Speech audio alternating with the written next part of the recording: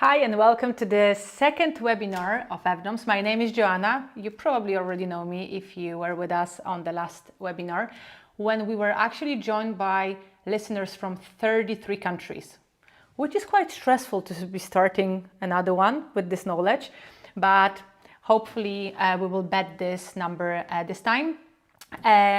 If you didn't have a chance to be on our last webinar, no worries, we have it recorded on YouTube channel, so if you want to see the previous episode, you can just visit our YouTube channel, FDomes, and listen to me talking with Ruben Martinez from the American Glamping Association about the permission processes from the perspective of people who are helping the glamping owners. During this webinar, we will I will have a pleasure to discuss the process of creating a glamping resort with three amazing people, very inspiring, that I had the true pleasure to meet in person as well. And we will be discussing the permissions, all the problems and all the good things about creating the glamping resort. And during this time that we will be chatting here, you will have a chance to ask your questions on the chat, so feel free to just put the questions during our talk. And if there is any particular question you would like to ask to a specific person, just please put their name and then the question so that we can organize it better during the short break after our discussion. And now time to introduce our guests. The first person I remember, it's been too many years, I think, to count. I think around 3 or 4 years that we were in touch for the first time.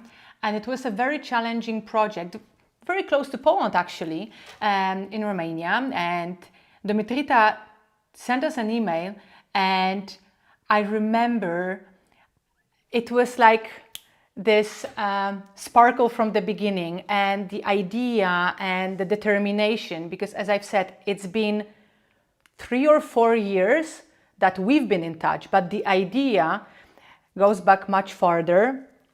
And we had a chance to meet. We exchanged, I think, hundreds, if not thousands of emails and messages. And I like to say that we kind of become glamping friends, and it's so rewarding to see now our domes being like set up by DUMITRITA and her team. The land is spectacular, so DUMITRITA, welcome, and we would love to hear later on more about the whole process, because I know how challenging it was for you. Our second guest from the US is, I think I won't lie if I tell that the owner of the first dome, not FDomes, first dome in Michigan. And I remember meeting Lauren on the Glamping Show 2022 with her large black hat and the amazing attire. And when then we were in touch in the emails, I already kind of connected the face with the email. And Lauren, thank you so much for joining us. And I remember this story will be also very interesting, especially for our US clients, because of all these permissions. And last but not least, the only man in this chat, in this group, OSSAMA from Canada, Nova Scotia. If you think that importing the domes from Poland, it's hard, or if you think that importing the, like, I don't know, domes to your land may be challenging, well, you know nothing, because OSSAMA used a helicopter. So stay tuned for more details. When I saw the video, I was like, how? But it's possible. So OSSAMA is the example of the person that follows the rule, impossible is nothing. And welcome, OSSAMA. Nice to have you here with us. So let's start from the beginning. I think that when we go with the glamping process and creating a glamping resort, the first thing we need to decide on is the land. And can you tell me, maybe we will start from OSSAMA, because you were the last to be introduced, so let's start with you with the answers.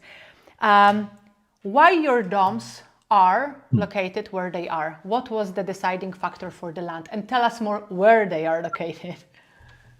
Absolutely. So when we were looking just for a piece of land. When the dome idea comes, it comes to mind that, okay, it's cool, we really want to do it, but now the land is the big thing. And the land might fall in a different municipality where there's different bylaws.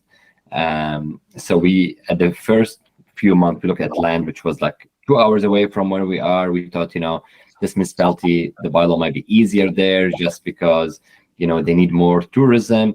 But then we thought, we want to make it unique. We really want to build something very unique. And that's where the island came. So the island was up for sale and it has a nice log cabin on it. And we thought, wow, what about domes on an island?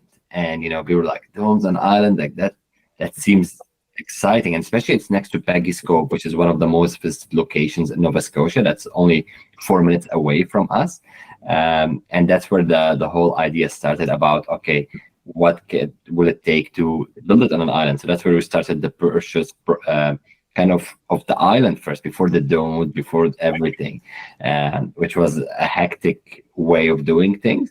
And then we started looking at what will it take to build domes on it. And that's where, when you're in the island in the middle of the ocean, it's like hurricanes, all these things that you don't think about. You're not thinking about the tree falling on you. You're really thinking about power lines and how can we have power or water, which is not an easy aspect.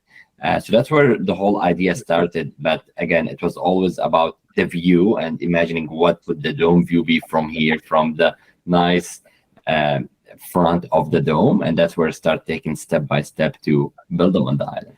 And how long did it take from finding the right island up to the moment you actually were the owner of the island? Wow.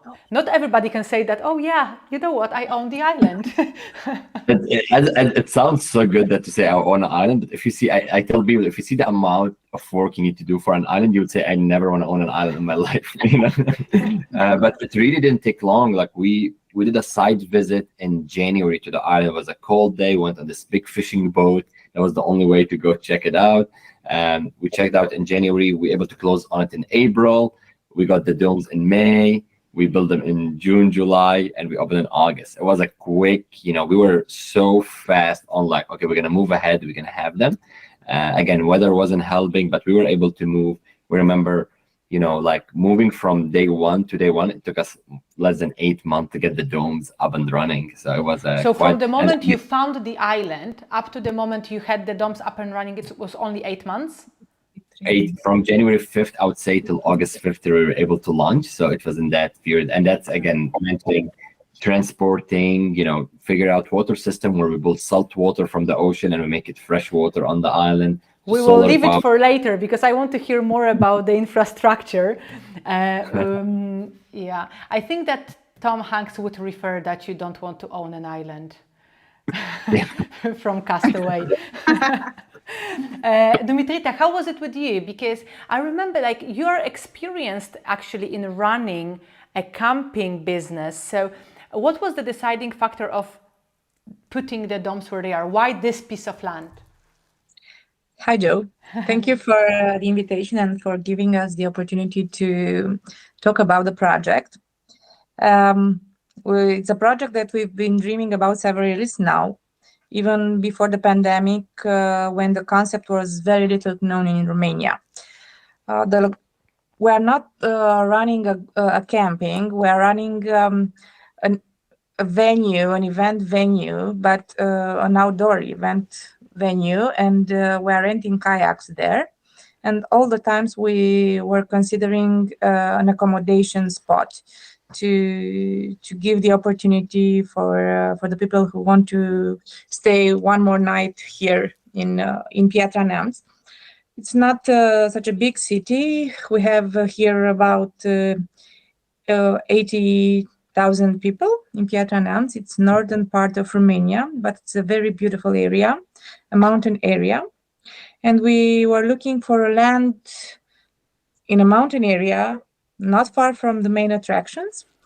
and we are using to say that the land chose us. We are not chose the land because we found it. As you mentioned before, it is a spectacular view, facing directly the forest from each dome. So basically, we choose because it was a generous, about 4 hectares, near the city, only 15 minutes far from downtown, and it's in a remote area. So the land chose So it you. was You the didn't perfect choose the place land. for us. It was the perfect place for us. It is, like 100% looking at the pictures. And Lauren, how about you? Yes. Did you have a choice? How did we choose our land? Yeah. Like even like, you know, it's not So- even about the dome, but for everything you are doing there, because you can give Yeah. a small background that it's not only the Okay. dome. Mine was very like all encompassing. I lived in Chicago in the city, and I have 2 young kids, and we were just really ready to break away from it. I lived in the city for 17 years and I loved it, but wanted land and space, and glamping was always kind of in the back of our mind. Also owning a farm. I mean, we had all these ideas, but we couldn't really see what the clear vision was. And actually the land where we are now was the first property we saw. We looked at, so I can totally relate when you said the land chooses you. We looked at 40 other places afterwards. And it was a long, confusing process because it happened all as COVID was beginning. So everything was really unknown. And we actually live where our glamping business is. So we live in an old farmhouse with an event barn, and we have about 160 acres. So we have the glamping set up adjacent to us. Amazing. So the land chose you as well, which is, Yes. as I'm telling you, it's like glamping people are just like unique people. You see, like if you feel that land chooses you, you might be the one of them. And when it comes to the procedures, because we all know that all the permissions are now quite painful for all of us in each and every country. How was it in your case, in a sense of what was first? You started the permission processes for just being able to build anything on the land, or was the idea I want the domes and then I'm starting the procedure to kind of follow the path for the domes? What was first, the domes or the permission process kick, Dumitrita? Oh, definitely were the domes. Definitely were the domes. The first love. Actually, it was not easy for us. Probably not for you either. But it took about 3 months after we explained them that there are not bungalows, there are not homes, there are round shape. So there are not a square shape. It was challenging, but at the end we found them very. They found the domes interesting, and the permit well smoothly. So how was the process? Can you tell us more about the process? So you went to the city, you applied for the permission for the domes, telling them how they look, what's the shape, and they were just like in 3 months giving you, yes, you're free to go, or was some stages? Oh God, no! It's too easy. It's too easy. It's based the construction permit here. First of all, you are not able to construct anything without the construction permit. It was challenging, as I mentioned, to explain them that there are not houses, but we found openness. So the entire process took less than we expected. So the foundation of the permit is based on geological study, a project for strength of concrete pillars, electrical installation, and water network, and plus some approvals from several institutions, for example, including the fire department, the local fire department. So I don't know if it sounds easy, but now it sounds easy.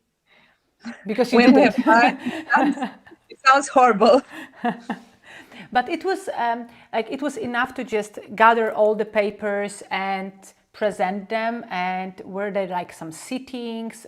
Were you like contacted back to deliver some additional documents, or were you able to present all the documents at the beginning and it just took them several months to just give you the permission, or did you have to kind of go back and forth?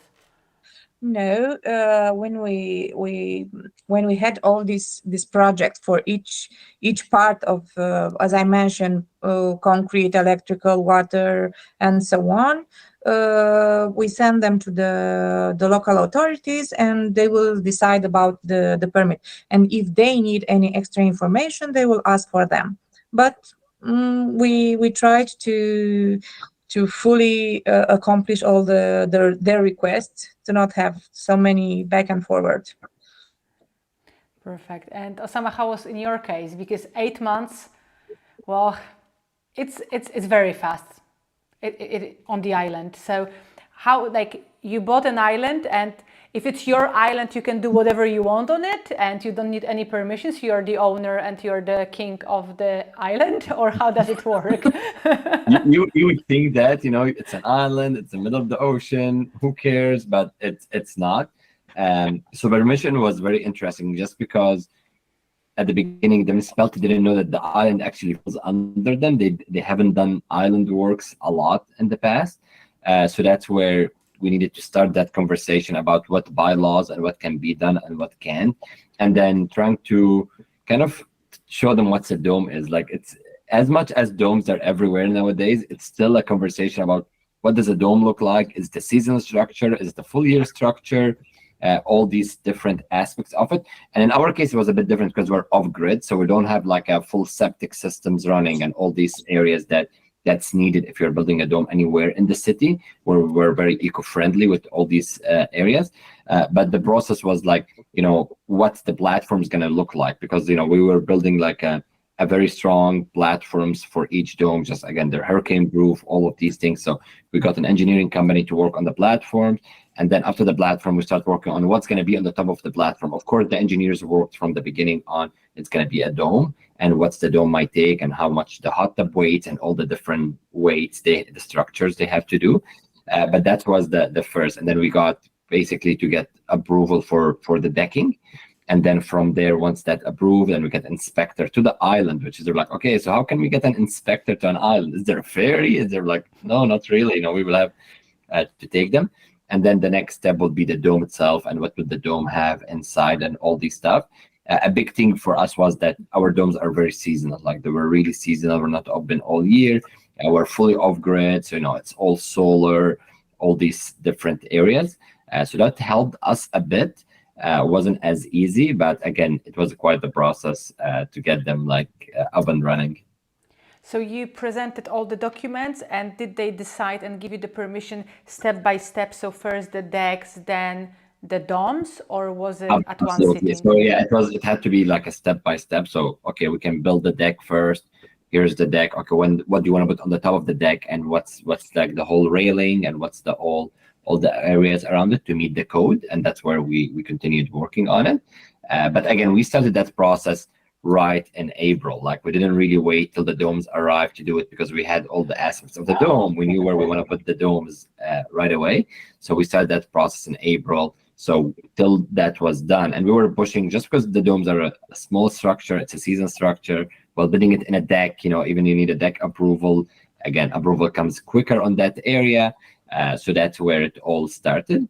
And then we took it from there about like what the structure looked like inside the dome and how big the dome is, because there's a specific bylaws about the measurement of the dome. You know, if it's more than 295 square foot, you need a different permit. If it's less, so you gotta play kind of with the law and with the rules, and see what's the best thing that work for you. But yours is bigger than 295. Yes, yeah, absolutely. So that's where we went to the different permit. Yeah. Okay. Yeah. And what is the permit? Is it so it's a temporary structure, or how is it considered in your case? Yeah, so it is like ours was a temporary structure just because we're in a seasonal business, because the conversation was always about would we be the assembling the dome in the off season or not. Exactly. And ours wasn't. So it was always a gray area about the dome, what's they look at as a permanent structure or not, because the dome really, it screws. You can really unscrew it. You know, it's a lot of work. But if you remember at the show, at the glamping show, we were able to take the dome in and out in a day. You know, like you can really build the dome in a day and take it out in a day. But yeah, no, if you want to have it forever in a way, you just need a specific permit for that to have it as a permanent structure. Yeah, but you don't have it forever.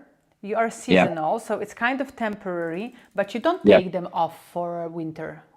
We don't, no, So we don't. you're allowed, even though it's a temporary structure and the permission meets the building code for temporary structures, you still don't have to take it down.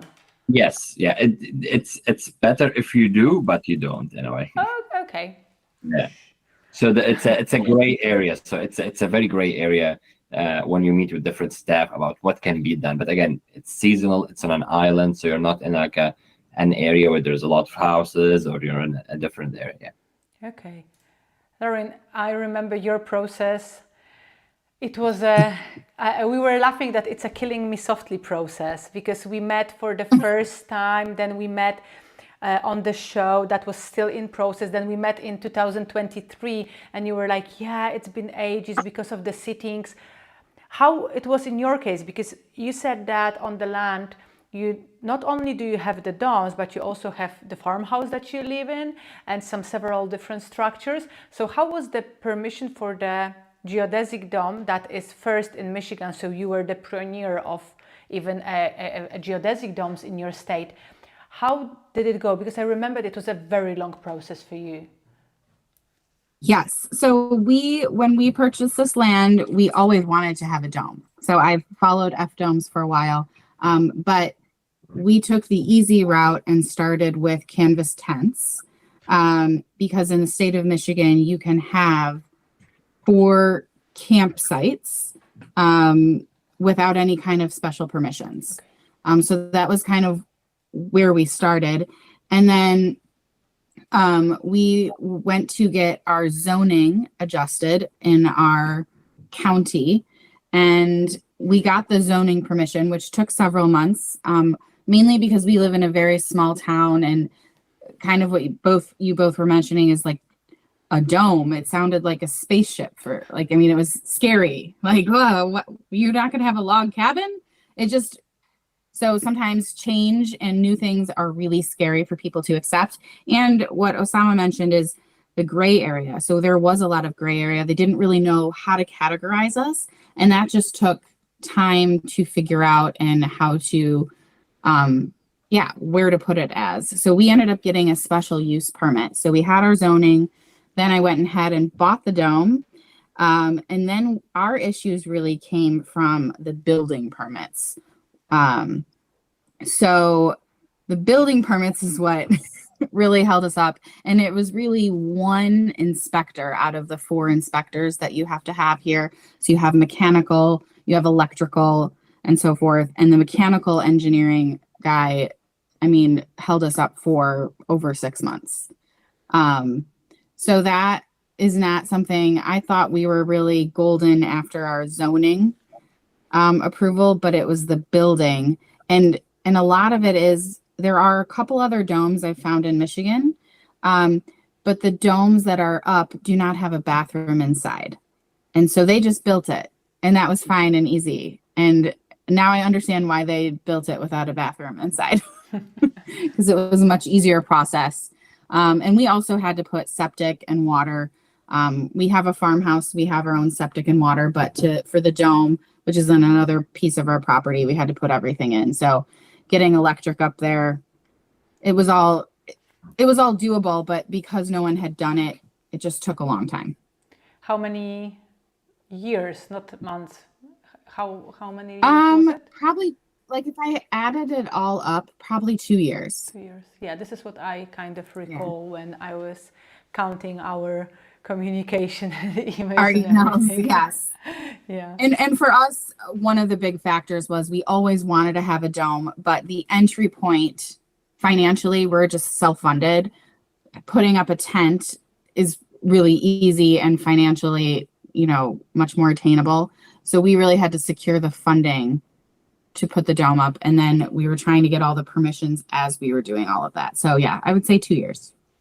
Yeah, it was 2 years. Yeah, Worth I agree. it, I think. So we have like this scale, like between 8 months through 2 years up to 4 or 5 years in Europe.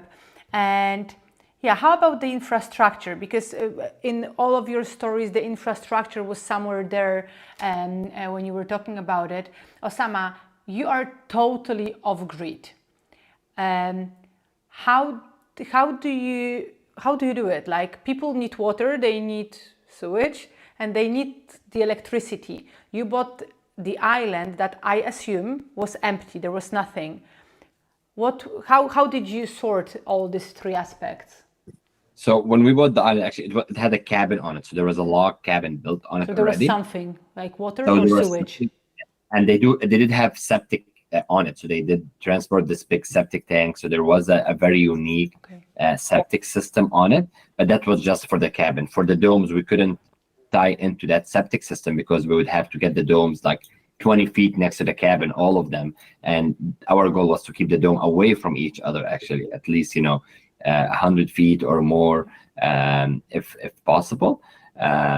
So that's where we made them way further from each other. But each dome have its own compost toilet. So we went with compost toilet, each of them. So there's really septic, and we have a reverse osmosis system. So we have a big system on the island where we take the salt water in and we transport it into fresh water. And that's what goes to the dome. To the showers, we have an outdoor shower, so they're not inside.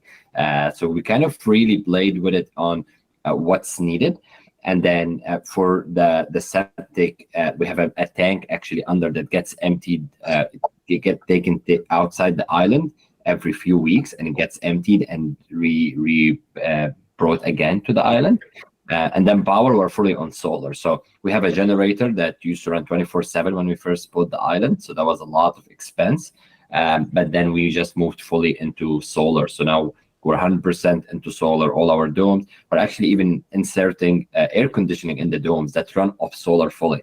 So even like a heat pump that can cool the dome fully, and it runs off its own solar panels. So we're really starting outside of the box about what we want to do. And we really start attracting customers who are really looking for a unique adventure experience. Like we tell people, this is not the dome you want to book where you're just arrived from the airport and you have your luggage and like, here we go, I booked the dome. No, you're coming in, you're going on a boat. It might be windy, it might be wavy. So it's kind of an adventure other than just a stay. So that's kind of the people we were able to grab into the island. But yeah, the infrastructure is very important, like the domes. We couldn't get the barge to move the stuff because the island's so high that the barge can get too close. So we had to helicopter the dome. So you had to rent a helicopter for 4 hours and just pull the dome one by one, pull a hot tub up. And it's scary. Like, it's scary once you see the dome above the ocean. Like, I just hope that doesn't, like the process it took me, and the funding to get this dome, and now it's just gonna fall in the ocean.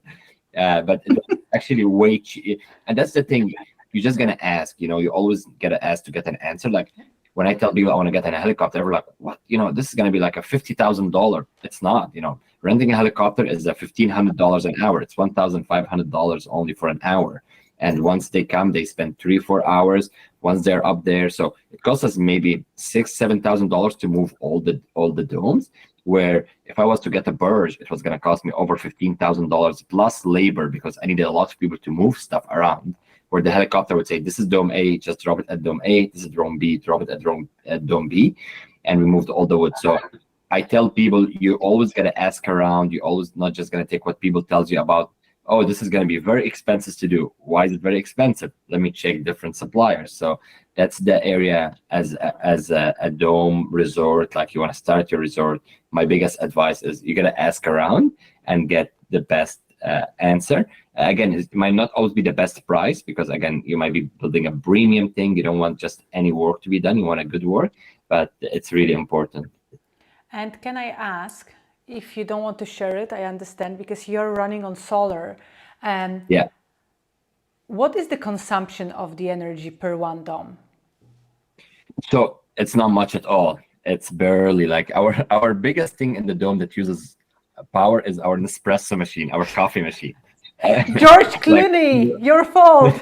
It's really our coffee machine. It's things because we have a nice barbecue outside, so people usually cook outside and everything. So inside it's really the light, which is all LED light, so barely anything. And then our coffee machines, and if it's raining outside, they can cook inside the dome. So we have like a small electric stove. They just built from the drawer. It's a kind of a heating stove.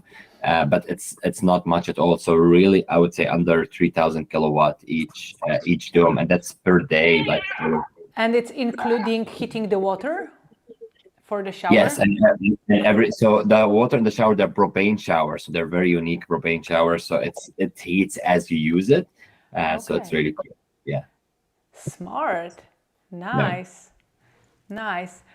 Lauren, how about you? Because did you lead all the connections from the farmhouse, or did you build a separate septic and all the media for the dome? You have, by the way, our premium modules are amazing, of course, and they make the things easier, of course, small, like, product placement. But I must say, chapeau bas, because the interior, it's top notch. It's just beautiful. Thank you. We did hire a designer for the bathroom and the kitchenette. You can tell it's beautiful. It's not something, I mean, she picked the colors she picked. I would have probably never done it myself, but she's a pro, and we put extra money in that. But we had to put in a septic. We had to get electricity up there. We did actually, we were able to connect our well and then purchase an additional pump to pump the water up the hill, because our dome is like way up the hill. So far it works. And it will, if it works, it will. So electricity is from the farmhouse, yeah? It's connected from the farmhouse? No, it's from, we have a separate, okay. We had to get a separate thing. Okay. And the septic is from the road. The new one for the dome. And then... Yes. It's been a short time actually that you've been renting the dome. It hasn't been yes. It hasn't been long, but are you able to tell with this with the bathroom inside, because we are having here the bathroom inside that is powered, like I would say, in not so remote ways like in OSSAMA's. Do you already know more or less the consumption? Not yet. We haven't gotten our bill. So we've been open, just about a month. So, and then last month it was very, very cold. Okay. So I feel like I can't give an accurate answer yet. No, definitely. Like, I remember the snow when you were posting it on Instagram. I was like, oh. So like, is she going to call me to tell me that it's cold? Or like, but the dome, I think, did well, because I could see, like, being so excited about it. And Dumitrita, you're still building the resort, because there are, Lauren has one dome, OSSAMA, you have 3? Yeah. And well, so we have here a full, huge resort. Dumitrita, how many domes? We have 8 domes, 6 at 30 square meters, 1 at 70 square meters used as a reception area, and another one at 75 square meters used, we are using to say as a area where to have a drink or to chat to your friends, or just stay and enjoy the view. But listening to OSSAMA stories, it looks much easier for us now. Everything looks much easier. even it was a quite thought and costly job. Also, the infrastructure. We are close to the city, but the local infrastructure does not cover the water network. So we dug a 40-meter well to ensure the water needs. The sewage network extends over 500 meters, each dome having its own bathroom, and it's connected to a septic tank. And for electricity, it's the local power grid, but also we have solar panels. Okay. But in terms of consumption, we are not able to tell you No, I anything know. yet. We are not opened. We hope to keep the consumption as lower as we can. But we have air conditioning inside. We'll have a coffee machine. We'll have. Don't take Nespresso. Now you know. Okay. And also the bathroom has its own boiling. I don't know, Boiler. Yeah. for heating the water. Perfect. Yeah, it's a good solution. The boiler is as well. Okay, so we have the land ready. We have the permissions done. We have the infrastructure planned and led all the wires under the decks and in the places where the accommodation is. How did you get in touch with FDomes? How did you find us even? Like, maybe for Dumitrita it would be easier because we are still on the same continent, but Lauren and OSSAMA, Lauren, how did you find us? Do you remember? I don't even remember. I mean, it was probably a simple Google search, and I just loved the quality of the domes. I thought your social media presence was strong. Your website was really thorough. I liked that you guys had all of the plans. And the customer service is chef's kiss, because the other companies that I will go nameless, that was a huge difference. And for us, it was a huge purchase, and I liked that you were going to be at the glamping show. So I could meet you, FDomes in person and see it in real life. So really all of those factors are what made us choose it. OSSAMA, how about you? Because Damian told me, because I was lucky to basically assist two of our guests, which is Lauren and Dumitrita. But OSSAMA, you were in touch with my colleague, with Damian, and I remember Damian telling me, like, you won't believe, Joe, there is this guy from Canada. He's going to have the domes on the island. And I was just like, yeah, And then he was like, oh yeah, he called me this. And I remember that you were in touch with Damian because of the time difference as well. During the evening, sometimes at night, like you were chatting. Later on, you also become like, just having these conversations, not only about domes. And Damian also is like, yeah, it was a pleasure to talk to OSSAMA. It was always such a positive vibe when he was calling me that I was picking up the phone even at night. So how did you find us? How did you even come up with this? It's so funny. I checked my email quickly I wrote FDomes to see, and I got all this email. I used to play with the kids online on your website, how you can design your own dome. So I think that's where it all started. I was looking for a dome, and I watched a few videos on YouTube and stuff, but I never knew what looks from inside and how to do it. So I think your website helped with that. And that's where I even saw an email sent in September, which is even a year before we even started, saying, I would like to learn more about the cost and delivery of the domes. But I think that's where it started. And then Damien reached out to me with an email just introducing himself, and we jumped on a call. And from a call to a call, we just start talking about the dome and the cost and which size we want to get. And it's funny, I went to your website and I checked every resort that have FDomes in our area. So there was one in New Brunswick, which is 5 hours away. So we drove there and we stayed the night in one of the domes. Oh, really? Tried to stay in different domes that have FDomes just to get the idea. And I think as Lauren mentioned, your website and present and stuff gives you kind of the confidence that we're working with someone who really care about the people, not just selling the dome or here you go, we're just gonna send it to you. And that's actually what made me continue with FDome. And then when we start getting the kind of the quotation, and we start looking at even the small details from the black carpet under the dome that protects it, and to the small solar fan above. So all these kind of added to the feeling that, oh, I can get something that 100% ready and I don't need to worry about anything. So that's, I think, where it all started with FDomes, and then from there we just stayed friends, I would say. And Dumitrita, how about you? Because we had a chance also to meet, but it was after a while. How did you even find us? I think it was in 2016 or 2017 on a glamping show. As I mentioned, the glamping is still known in Romania.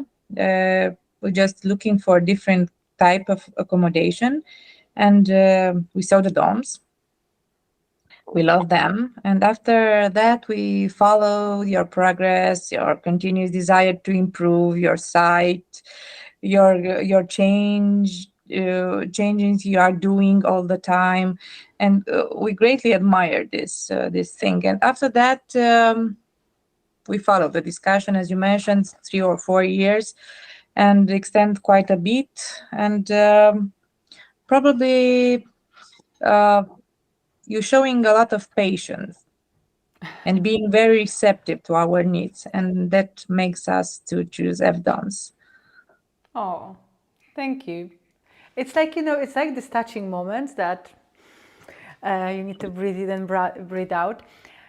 And when it comes to coming back a little bit to the permission process, you were telling me that you had like all these documents that you need to apply with. I know that most of people who are probably listening to us are either in touch with us. We went through this process all together, but as we deliver the static calculation documents that we check your location, then we verify with our in-house engineer your location and the snow and wind load. And based on this, we tell you which framework thickness you need to have, and then we are able to send you the static calculation document, or that we give these drawings or the certificates. Do you think this all documents that we delivered and you didn't have to handle them with local companies, did they actually help in the permission process, Lauren? Oh, absolutely. Yes. I mean, we use that for our zoning. We use it for building. I think our issue was the one inspector didn't want us to use the solar fan, which we purchased, and wanted us to use an ERV system. And then wanted our own architectural plans, which I felt was just unnecessary, and none of the other inspectors asked for it. But I can't even imagine ordering a dome from, one of the many places that you can order them, and not having someone I could email and say, do you have this document? Do you have this document? Because it's nothing you can even predict. Sometimes they ask for things, you're like, oh, I didn't even have it on my list. Because I remember that in your case, as we were in touch, it was, at the beginning it was kind of prepared because it took a while before you purchased, but then after the purchase, the request started. So I remember that we were doing the static calculations document for you when your dome was already at your property, and I was like, oh my God, and what if? And then there were I remember being in touch with your husband, and then I think that I don't know if it was an engineer as well involved, but I remember that there were so many different small aspects that they were asking for, like this calculations, that calculations, this certificate. Yeah. And having in mind that you already have the dome and you are blocked with setting it up, I was just like, will it help? But it did, right? Yes, it absolutely helped. And, like you just said, we already purchased the dome, so you didn't necessarily have to help us along the way, but you did. And yeah, there were a lot of things depending on where you are with the building permit plus the zoning that we would not have predicted. But if we do build another dome, we have everything now. Yeah, you have. No, but if you want a different size, we need to create the static calculation sheet anew because we do it per dome. So yes. So the sizes differ. Osama, how about you? I know that let's talk about your location, right? It's an island and it's Nova Scotia. So you have already survived how many hurricanes? 1 or 2? 3 so far with last year. Sorry. How was it? It's interesting. I tell people, because when we ordered our domes too, being able to talk with Damien and stuff, our steel is the thick steel, so it's not like the normal dome. And it's funny when people come from other dome resorts to visit our resort, they ask me like, how did you get that thick steel? You know, it wasn't an option for us. I was like, really, did you ask? Because I told them, you know, it's on an island, we expect like high winds and high waves, and that's actually what they suggested in a way, that it might be the best option, even though they were too heavy to build with, but they were just great. But again, the domes we built the structure under the domes to be very strong. So, or like our decking too, they're meant to support the dome as much as they could. And that's where when a hurricane hits, I stayed in one of the hurricanes in the cabin actually, because I was like, I'm just worried the dome might fly, and you can feel the cabin shaking way more than the domes would shake, because the dome, how circled it is, the wind will just like go around it in a way where the cabin was just hitting the windows in a way. So it's very interesting where we are, and with high winds and stuff. And we couldn't actually, for years, we couldn't get like full insurance on wind, where if they were to fly by, or, you know, till this year. So this year is the first year actually, after 2 years, we can have like full insurance on wind and on everything. So if something was to happen, where in the past it was on the structure, for fire, for the different aspect of it. So that's why we're really excited this year to have like fully 100% insured. Wow, congrats. That's great news. And because Damien, I suppose that you received the static calculation sheet as well for the permissions. Was it required, or was it just an extra that helped you to speed up the process? It was, and it was really important to have, like, Damien, whenever there's a question from like the structure engineer, they reach out like, hey, we just want to know the snow thing. Hey, we want to know the wind thing. So that's the best thing about being able to reach back and forth and get all this information. And the drawings were important, like all the electrical drawing and stuff. I love the setup, like the cube as is. I wished I could get one of them, but it was like just way more work on an island to get that installed. Helicoptering that would be another nightmare to have.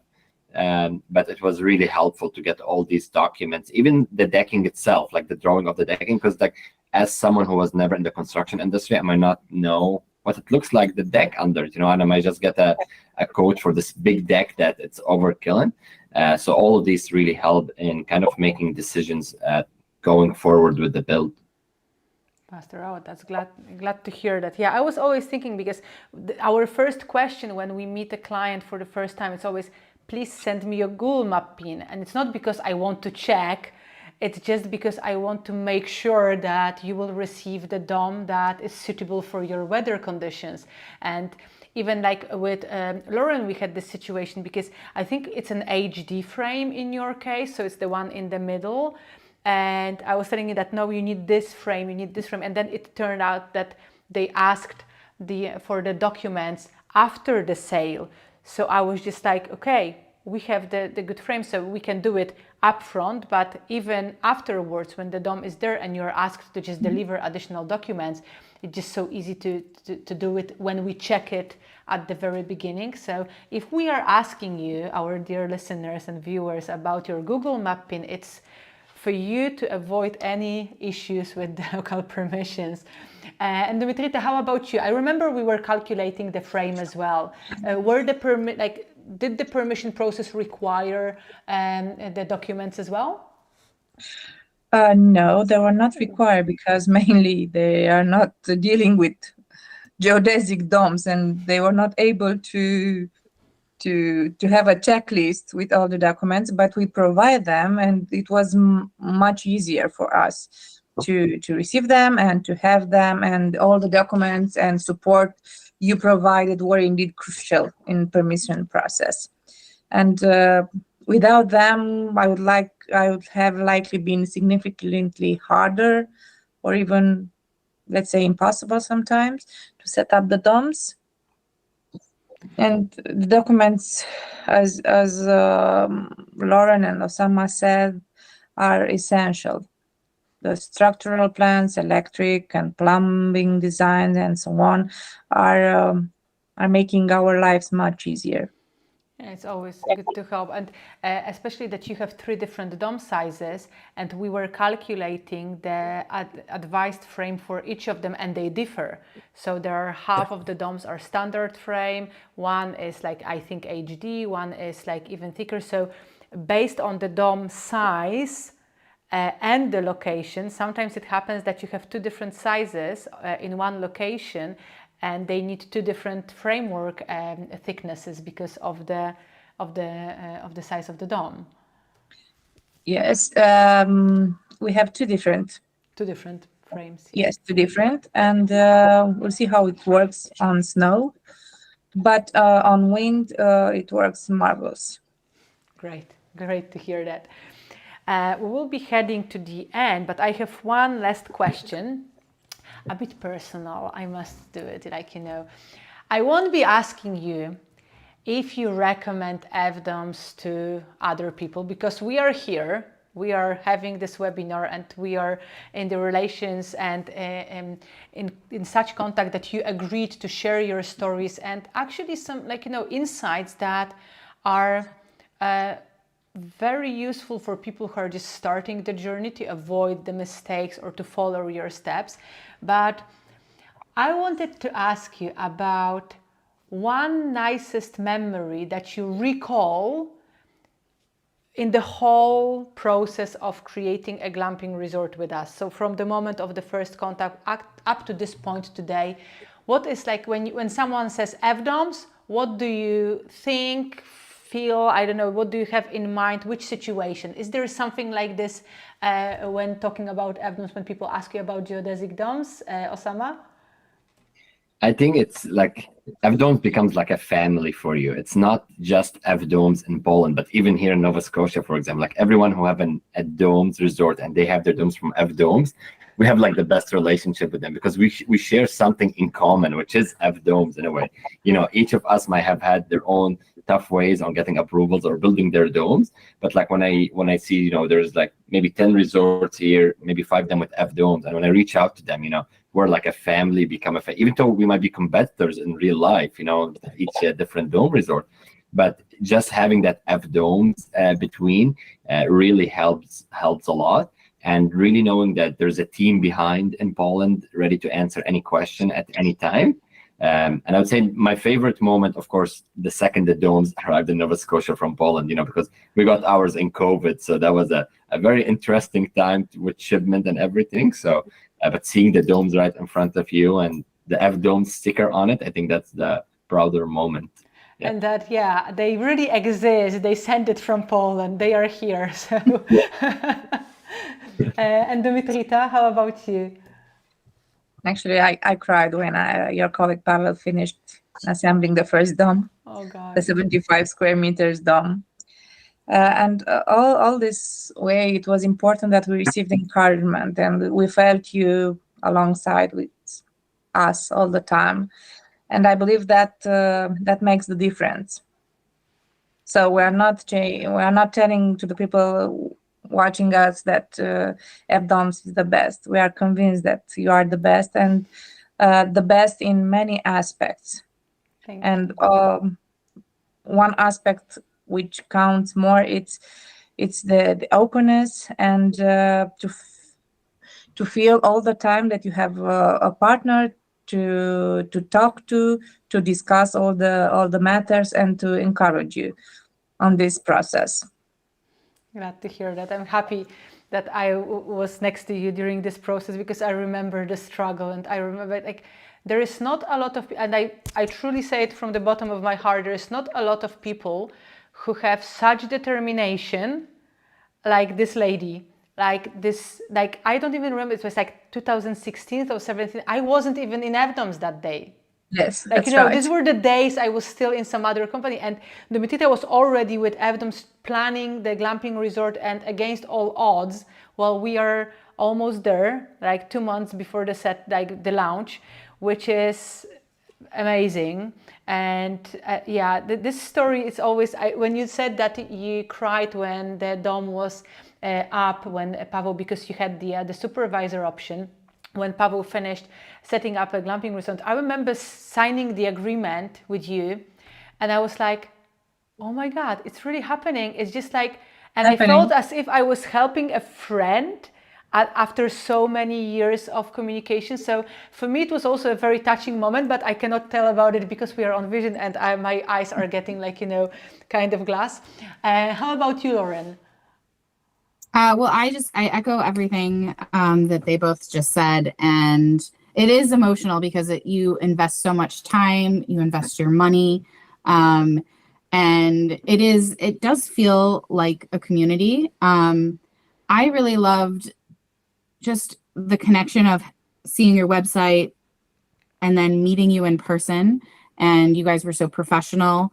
And sometimes I think nowadays companies don't always have that transparency. Like there's not necessarily a phone number to call or someone to meet in person. You just order it.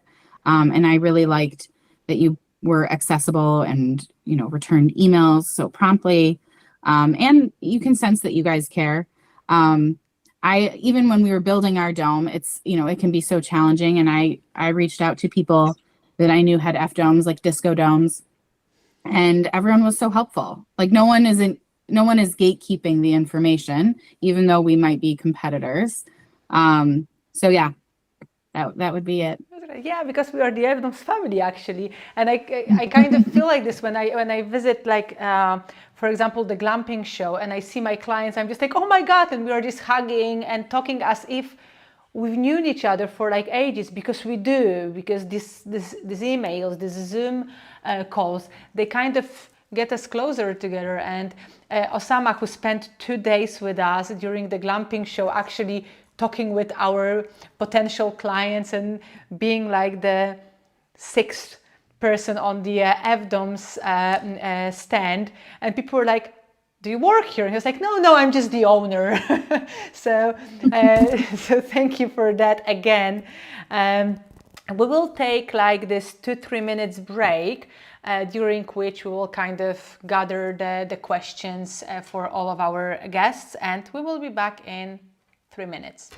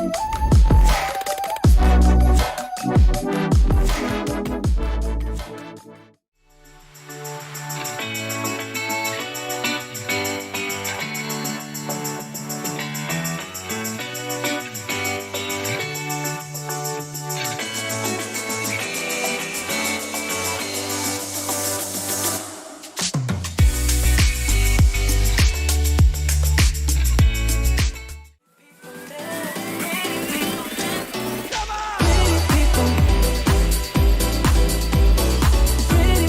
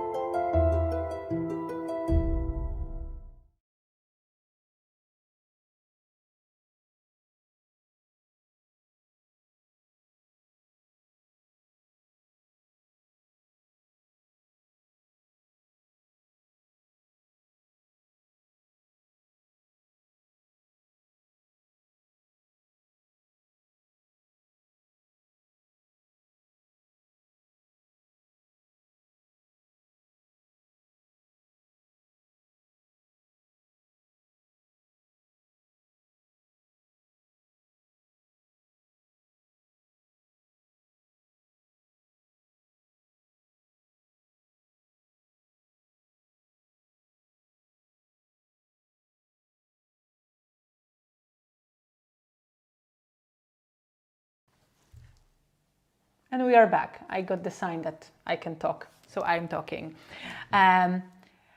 There were the questions that were repeating themselves, so we kind of put them in one, and we will have one question per each guest because the time's almost up. Let's start with OSSAMA. The question is, are there any administrative fees, permits to put up a glamping tent in Canada? If so, how big? Do you remember how much you had to pay before you even started the DOMS? It was really, so it depends. So engineering is different. So like the structural engineering, the planning is different. So that's costed, I think, around 3,000 Canadian dollar, like to get a plan or to get like a drawing, like a initial drawing. But then of course there's site visit and stuff. So the cost is different there. And then for permits, it's just a normal, it depends which province they're in Canada and which municipality. So each municipality have their own different fees on buildings like this, and if there's water and septic, there's extra fees, but it's all should be in their like municipality permanent permits fees. But do you think it's around like 1K or 10K? No, I don't think it's that expensive. Again, you're not building a hotel, but I think it's in the range of like below, you know, some permits are like $500, you know, but it's really the other permits that outside is the costly ones, like engineers and stuff. But when municipality, they're not that expensive. Okay. Lauren, how many tents are there at Lost Woods Farm? And are you already renting them out? Maybe like, because you have FDomes, but there is also something more. So how many tents are there on your land, in your resort? So we have 3 canvas tents. They're in the bell tent shape. And then we have a little A-frame cabin that we built. And we have 1 dome. But when we went through the permission process, we actually have permitting and zoning for up to 4 domes. So that is our plan.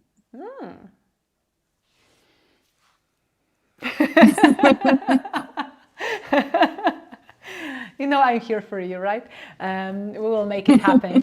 I know that it's renting out very well now, so fingers crossed, it pays off very quickly. And Dumitrita, is the question about the Romanian government. So is the Romanian government positive about building glamping resorts in Romania? Oh God. Let's say when we start the discussion about geodomes, it was before the pandemic, and we asked the tourist minister about the glamping, and we said that they never heard about this. There is no glamping. There is no such a concept. After the pandemic, they changed the mood, and they said that the glamping is the new trend in tourism, and hopefully the trend will increase, because now the glamping here is associated with the canvas tent, with A-frame houses, and we have many of this kind of accommodation, but still we don't have geodesic domes. So now So now going to start. Going to start, and probably in a few years things will change a little bit in this situation, and they will adapt on their way. Their interesting will increase also in this particular accommodation form. Interestingly enough, I think that Europe is still crawling when it comes to glamping. Well, it slowly stands on its feet when it comes to glamping as a concept, not like in Canada or the US, where the concept is already very well recognized. Of course, I'm not talking about the UK, because they are like totally into glamping, but like the rest of Europe is just like getting into the glamping world. So being the first is probably like, you know, kind of building the awareness as well. Okay, I think we are the first which has domes with inside bathrooms with air condition. So it's a start, a good one. Let's hope. And hopefully in few years, Romania will have a glamping boom. Well, definitely, knowing that you have these 8 domes and the way they are going to be located and arranged, I'm quite sure that very quickly, and also Romania is getting to be more and more popular destination in Europe, so I think it's also an asset. We have also one more comment from Charlie. Thank you, Charlie, that FDomes brings the design to glamping like no one else. Thank you. Thank you. We appreciate it. And guys, thank you so much for your time today and scheduling it in your calendars. And I wish you all the best and all the luck. And well, we see each other soon, all of us for sure. Somewhere our paths will cross again. And I'm following you on all the social channels like a stalker. But I'm admiring your work and I'm keeping my fingers crossed. So thank you again. And thank you all of you who watched us and who enjoyed it. And I hope you did get a decent amount of knowledge from all our guests today. So have a good one. Bye.